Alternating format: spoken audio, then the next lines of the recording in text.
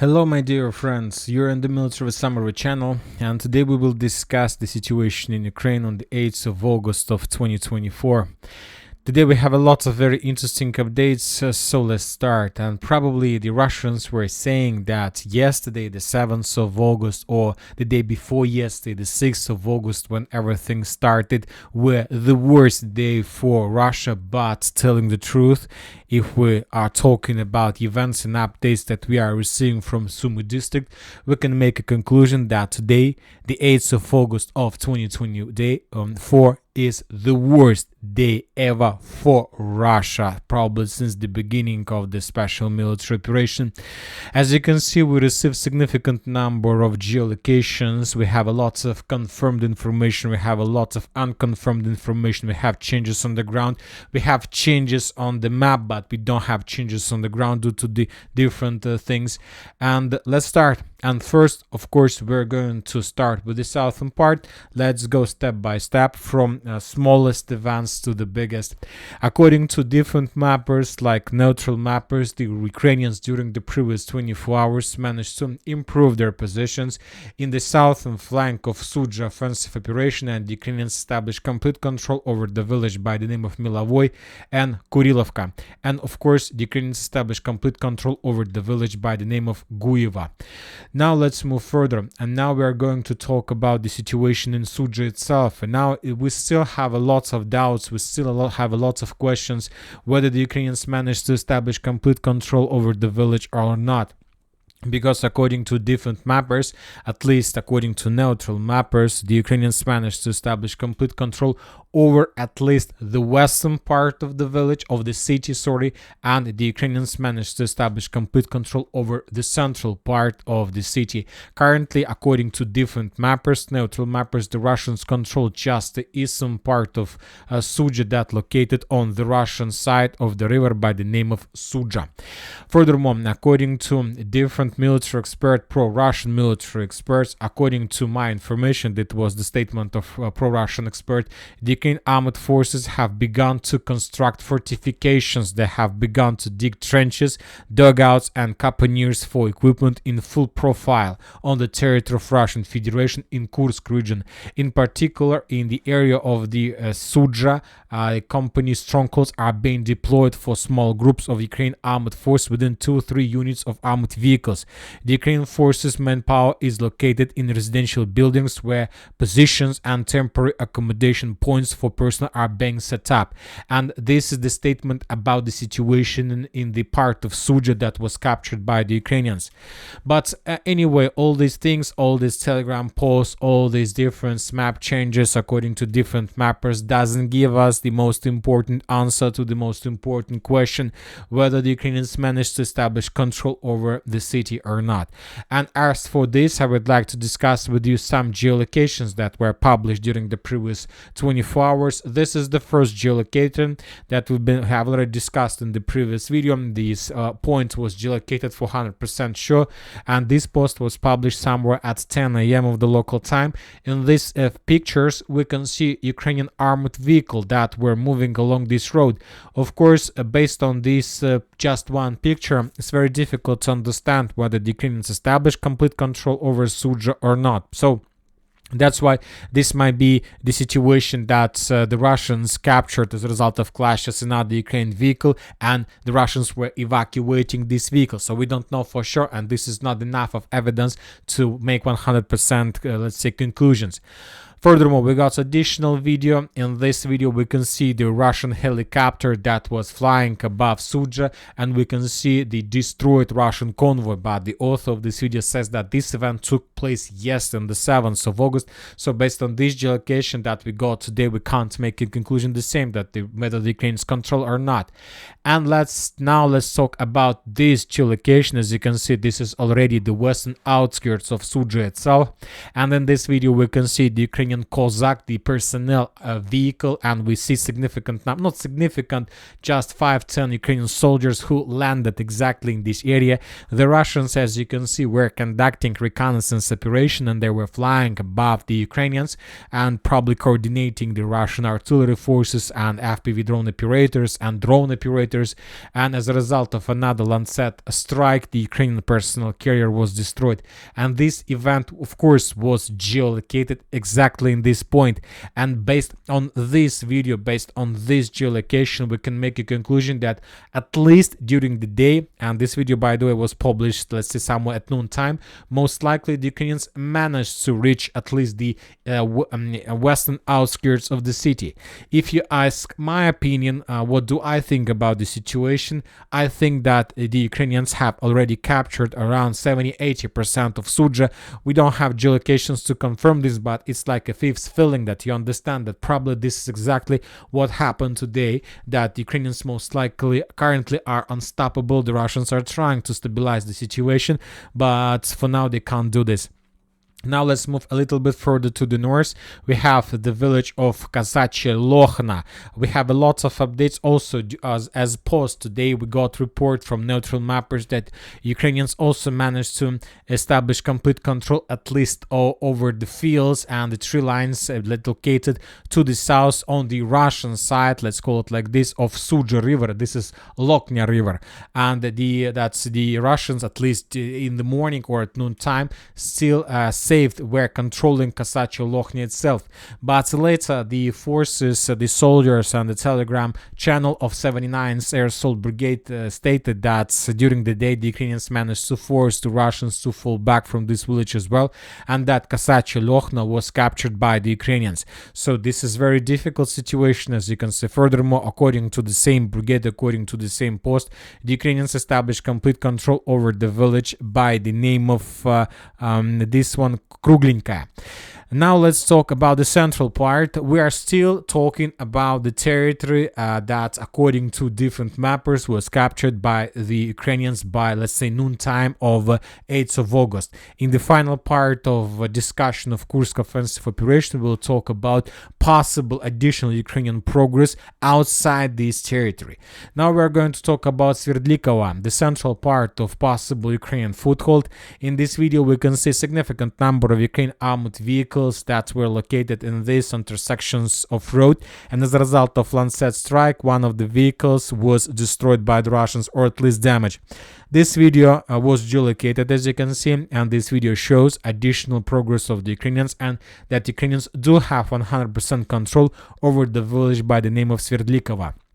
And the thing is that the Russians continue saying, more precisely, the official sources of Russian Federation continue saying that everything is okay, everything is fine, the Russians are bringing additional reinforcements and reserves, that the situation is getting stabilized, and so on and so on. But telling the truth, as I understand, this is just a game. This is just an attempt from the Russian side, first of all, to calm people's minds, because people are crazy, people are getting crazy, people are getting mad, and of course this ruins the not just the situation on the front line, but also spirit. And so it's a very difficult situation, not just with the ground, but also with people's minds of Russian Federation. Now the Russians are trying to stabilize at least this, but it's very difficult to talk about the stabilization along the line of combat contact when we can see like endless convoys of Ukrainian vehicles that are entering Sudzha region and Kursk Oblast.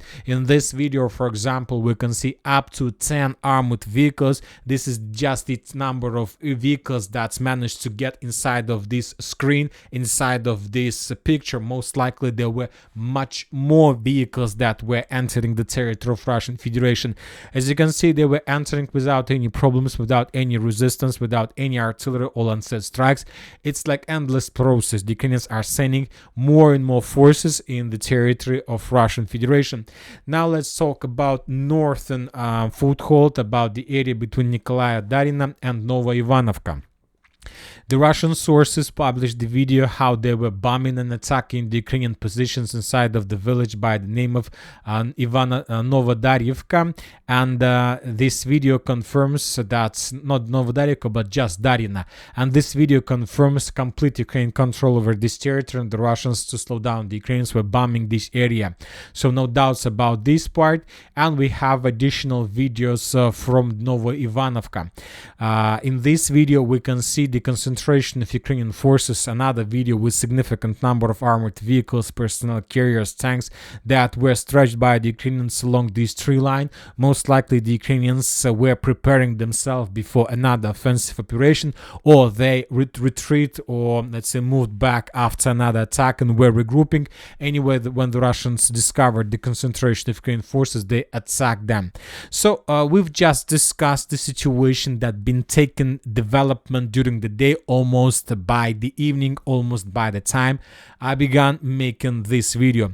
But right before we start making the video, we got additional updates from the Russian sources, from pro-Ukrainian sources, and currently we can make a conclusion that this is not the battle for Kursk, this is disaster in Kursk Oblast, and the reason of this disaster, complete absence of any defense, strongholds and manpower from the Russian side in this part of the line of combat contact, in this part of Russia. And of course, probably soon we're gonna receive the answer why did that happen, who is responsible for this.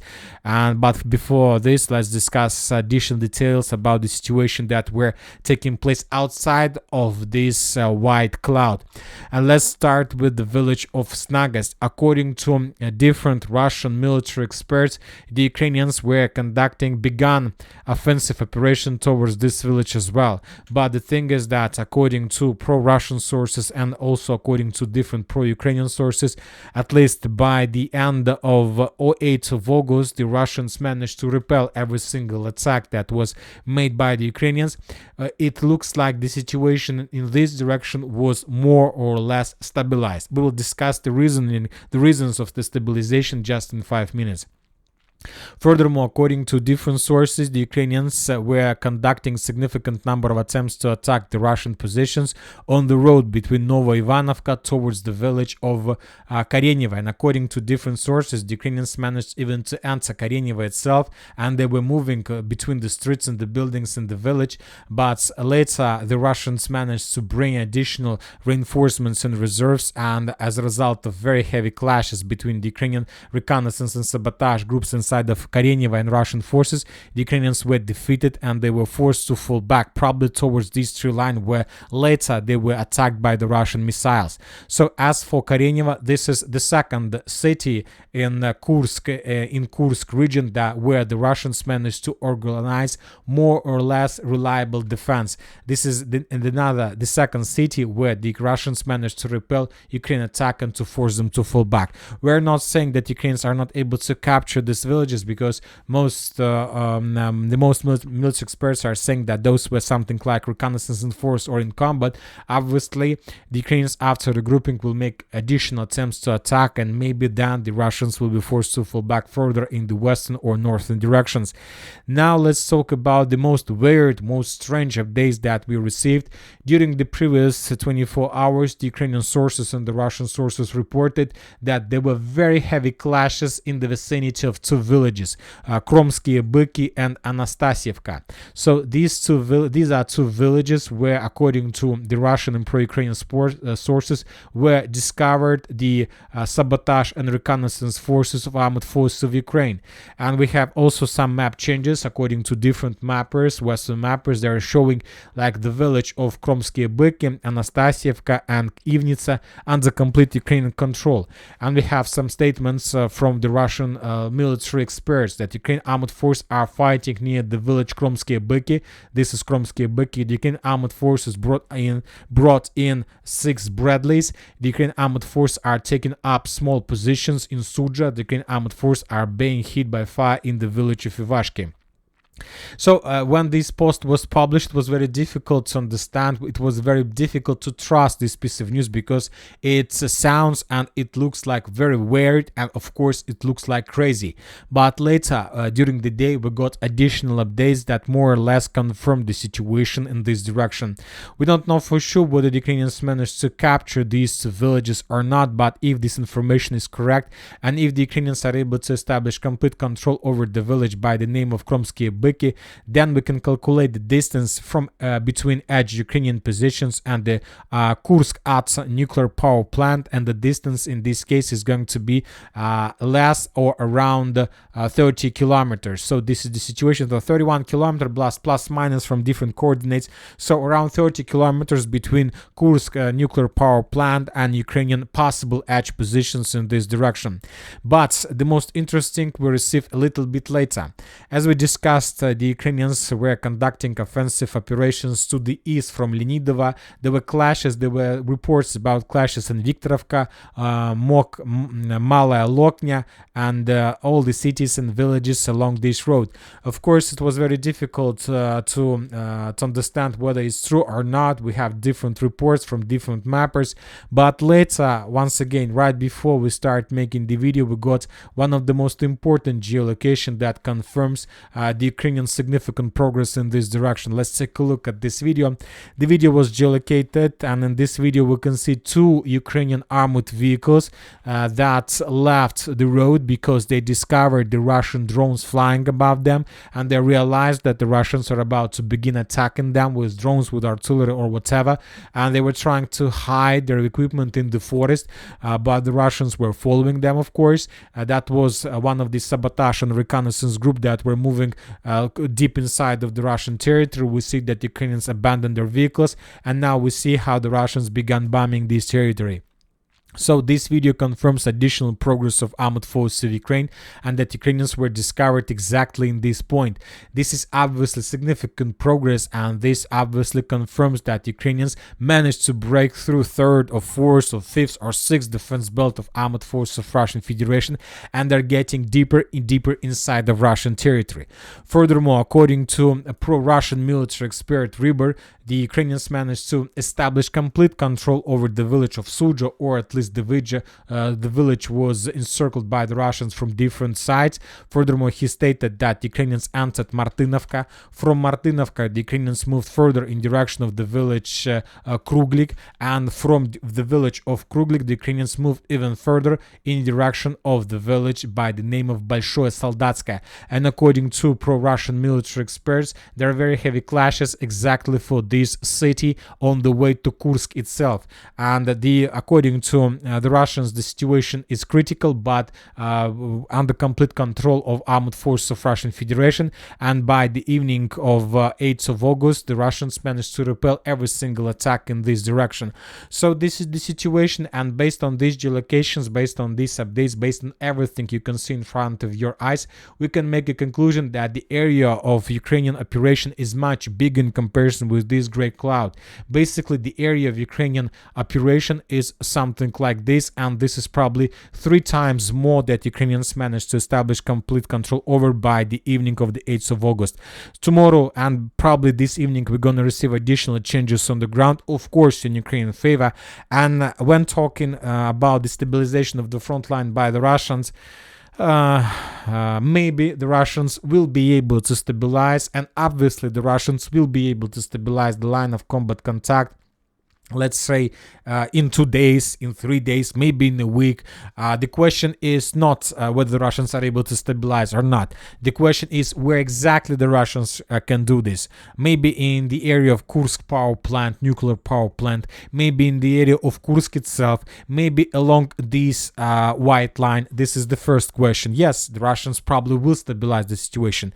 And the second situation, how much, how long it required, how long it will take time for the Russians to restore control over this territory. And according to experience we have, according to the situation, let's say in along Oskol River and along Zhiribets River, if you remember, the Ukrainians restored control over this territory during their counterattack, and now the Russians are trying to counterattack once again. So for the Russians, it already took up to 2 years to attack in direction of Oskol, and of course this is something that can't be allowed by President Putin of Russian Federation, to restore control over all Russian territory for 2 years. Obviously it's impossible, and according to Ukrainians, this offensive operation has the main target is not to capture the territories. This is, according to them, is something like attempt to obtain a better military, better negotiation positions before the beginning of possible negotiations. And of course this is not the final updates. We still expect, different military experts still expect the beginning of Ukrainian offensive operation towards Tyotkina. This is the village that located to the west from original positions, and the sources are saying that the Ukrainians are about to begin the offensive operation in Glukhov. So if the Ukrainians begin these two offensive, the entire situation can become much worse, and operational crisis will be turned into tactical or even strategical defeat of Russian Federation. Of course, let's wait. Let's not go so fast. Let's go step by step. The Russians are bringing additional reinforcement. They're trying to stabilize the situation. Maybe soon they will be able to do this, but anyway, we can make a conclusion that time will tell. Now let's move further. Let's talk about Kharkiv. Today the group of forces north stated that as a result of offensive operation, the Russians managed to establish control over two villages, the village of Lukashevka and the village of Sotnitsky Kazachok. But as was mentioned by different pro-Russian military experts, we can't talk about these two villages that were captured by the Russians as something significant. Most likely the Russians, by taking under control these two villages that used to be in the gray zone, telling the truth, they're trying to break the narrative, they're trying to break the people's minds and to show that everything is okay, everything is under complete control. But as once stated, this doesn't help. This doesn't work. Now let's move further and let's talk about another important direction, and probably this is also very interesting and very important development of offensive operation, Russian offensive, and this is exactly what the Russians are trying to conduct right now. According to different sources, the Ukrainians went all in. So this Kursk offensive operation is all-in operation when the Ukrainians concentrated everything they have. The most powerful brigades, most Western weapon, Western equipment, everything, and they went all in, trying to force the Russians to start negotiations and to force the Russians to stop special military operation and to fall back from LPR, DPR, Zaporozhye, maybe even Crimea. But the Russians understand this, and during the previous 24 hours, they took a decision not to redeploy significant forces, for example, from Pokrovsk or Toretsk directions to Kursk, but they decided to increase the pressure and to move further in direction of Pokrovsk. And during the previous 24 hours, we have significant progress on the ground that was conducted by the Russians. According to information we have, the Russians captured the stronghold to the west of Timofeyevka. This small fortification belt, small fortification network of the fortifications was captured by the Russians as a result of attack, and this information was confirmed by different mappers.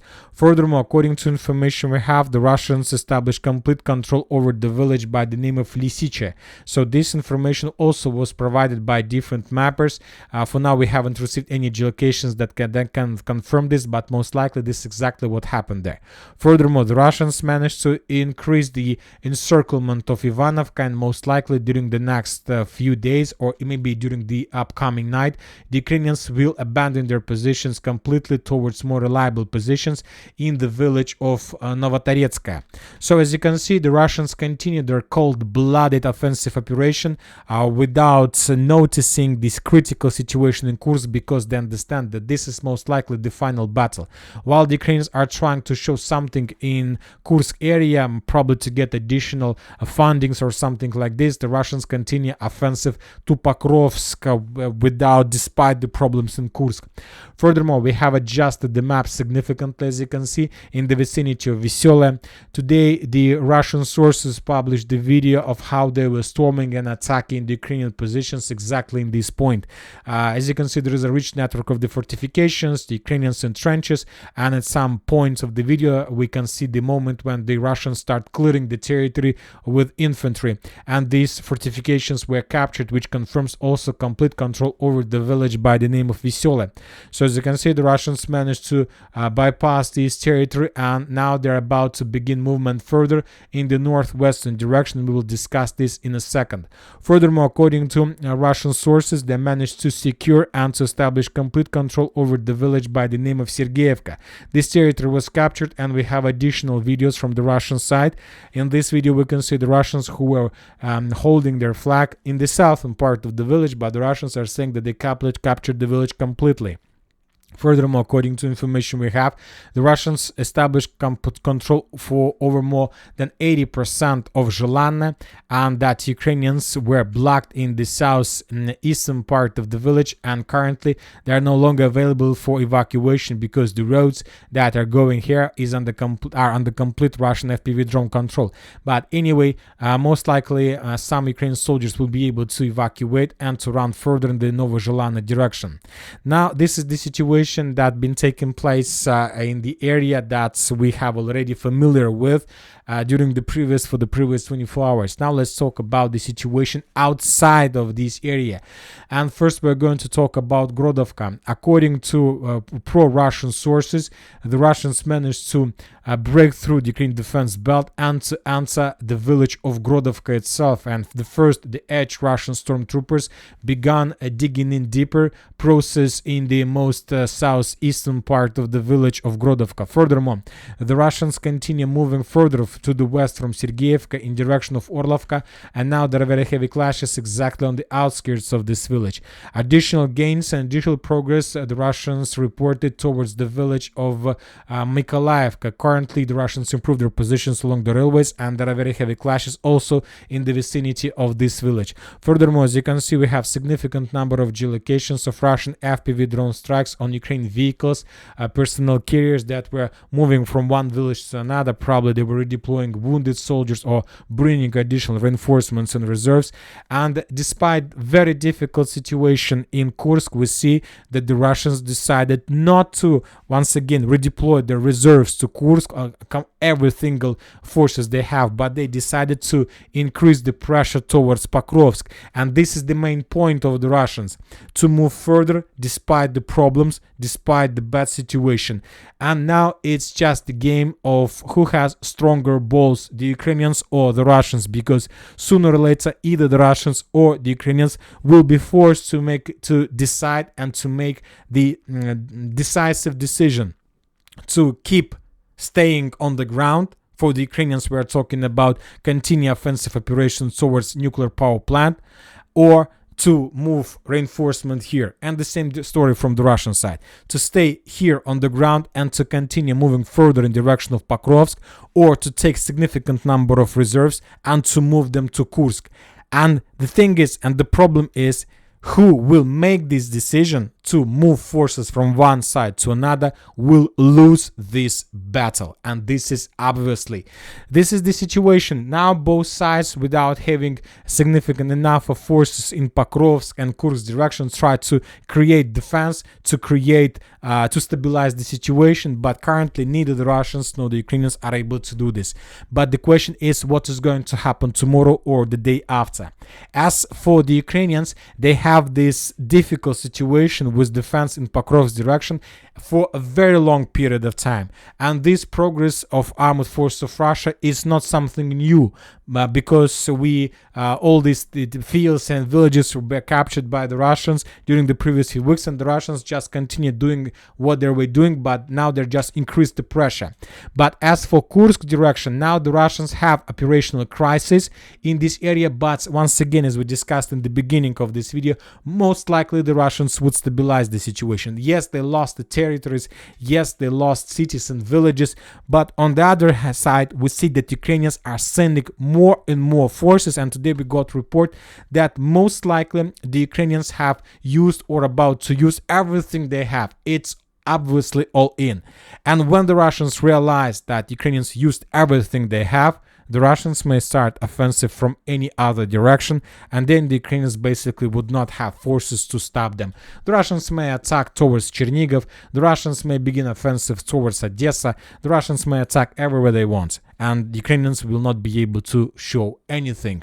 And that's it for today. Military Summary channel reminds we condemn any violence in the world. Thank you for watching, subscribe to my channel, put your likes, join my Patreon, and have a good day. Bye bye.